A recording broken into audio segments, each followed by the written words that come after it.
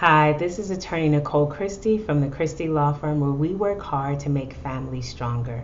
So I want to talk to you today on how to handle yourself during a DCF investigation or a DCF home visit. So I've talked a little bit about how to prep your home, how to, think things through, and I've also talked about how to prep your children. So today I want to talk to you about what do you do with yourself? How do you handle yourself during that meeting with DCF. So the first things I would tell you to do is do not lie. Do not lie. There's a high probability that DCF has already talked to several individuals before they talk to you. It's a high probability that they have information already to confirm parts of their report. And so if you lie, it just looks very bad for you because now you can't be trusted. And even if you tell the truth in the future, everything is going to have to be double checked, or they just simply don't give you the credibility. So I would suggest if there's a question that you're asked and you do not want to answer it, just don't answer it. Say to them, not comfortable, I'm not answering that question, or simply just look at them and say, I have no answer. But it's better to say that than to lie and be caught in that lie. The second thing that you want to do is do a lot more listening. Do not argue and do not argue points. Don't explain anything. Do a lot of listening.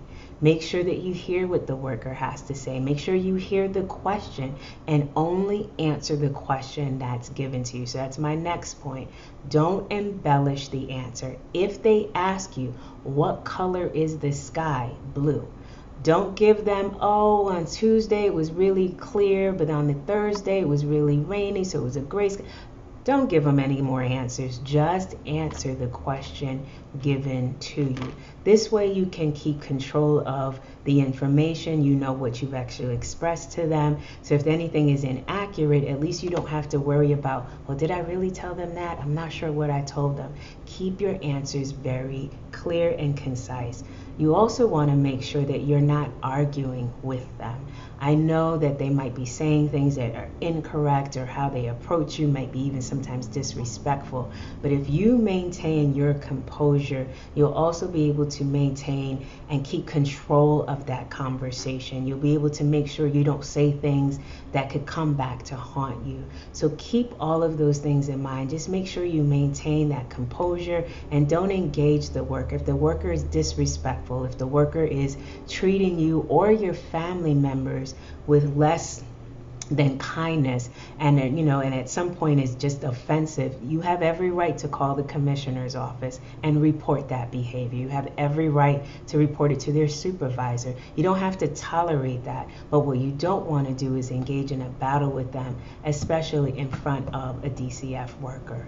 And one of the last things that I would advise you to do is make sure you control who's around you. You don't want to bring over a relative or a friend who is going to argue with DCF and make things even worse. Sometimes people bring who they think is an advocate or a support, and next thing you know, it's actually become worse because they don't know how to control their own behavior. So just watch who you bring with you. Definitely call a lawyer, because that's what we do, and we definitely know how to carry ourselves, but you want to make sure that whoever's in your home knows how to carry themselves. If you have a guest staying over, prepare them and say, hey, they're coming. I don't need you to do this. I don't want you to do that.